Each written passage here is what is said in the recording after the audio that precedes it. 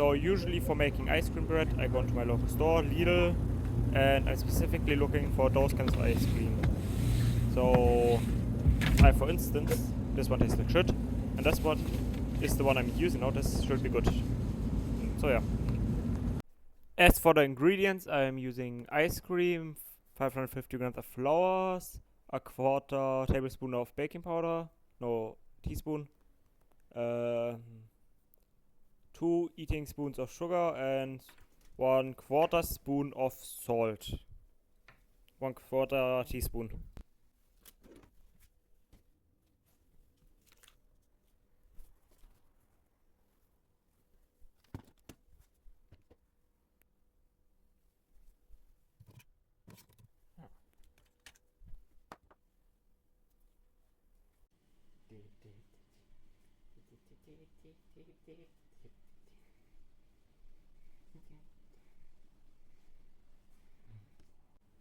Now, as to measure everything, I'm gonna turn on the scale, see if it zeroes in till it does, which it did now. And now to measure everything, which I start off with the flour, kind of just open it up and tap it in there till I get my desired amount of 550 kilograms.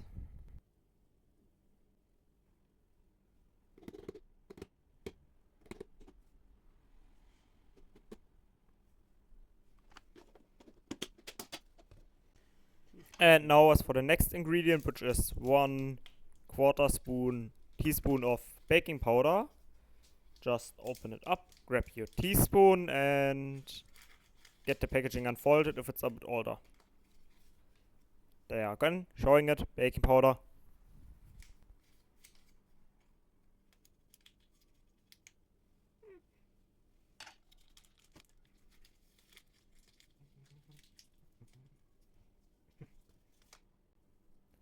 Now for 2 1/5 eating spoon of sugar, quite a lot, but it's what the recipe / website recommended, so kind of just guessing it there.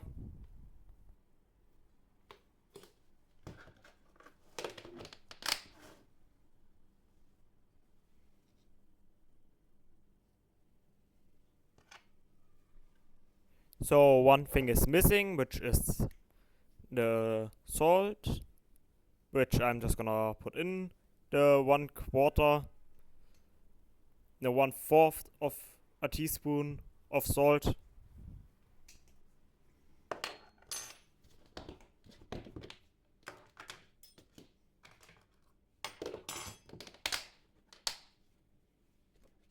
And now for the last and probably most important ingredient, the ice cream. Haven't opened it yet, so I have to get it open. There you go. All nice and tasty. Just spoon it out, spoon it out, spoon it out. Get all the side lines in. Then just plop it right in there. Not sure if the actual order in which you put it in is important, but I prefer to do it that way. But maybe it's smarter to just put in the ice cream first and then have everything kind of built around the ice cream. Just kind of scratch everything out and then save the rest once you finish scratching out for later. You may want to snack it up a little bit.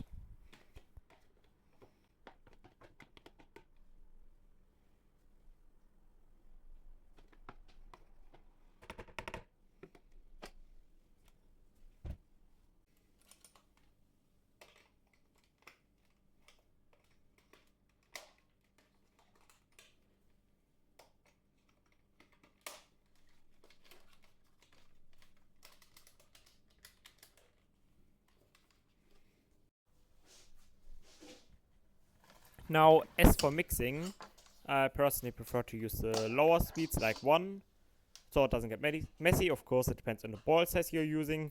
Just get it into the only power plug I have. Get the wire untwangled, twangled, and move it on. And now just kind of let it do its thing, but try mixing everything together. And hopefully it should end up decently mixed.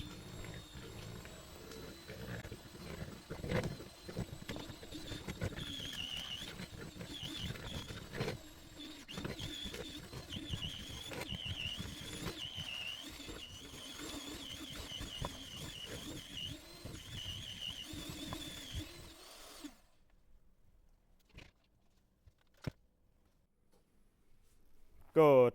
And now get your baking form, whatever you choose. I just use this one ungreased, even though greasing would probably be smart.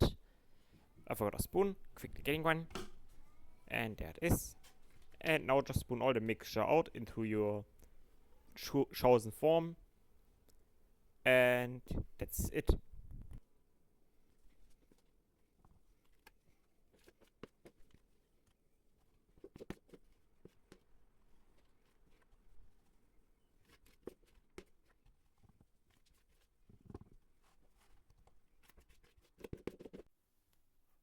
Good, so that's how it ends up looking. Just carry it over to your baking device. For me, it's our air fryer.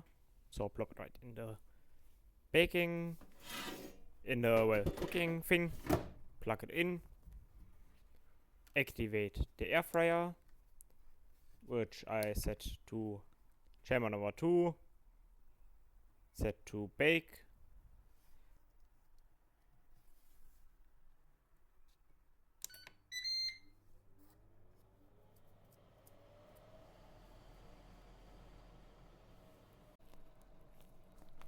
First shake in after the first 15 minutes. For this one, it isn't good, so plop it right back in there for the same settings.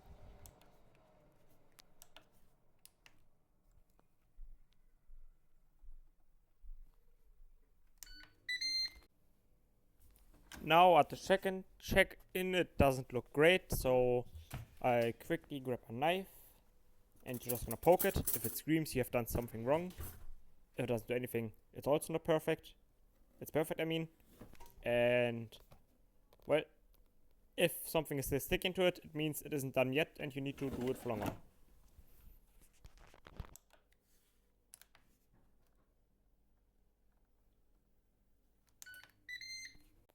Now, after about 45 minutes, the bread should be done and looking like that, looking amazing. Kind of poke it a bit and see, nothing sticking, perfect. So, get it out, place it somewhere you want to place it, and let it cool down for about, hot,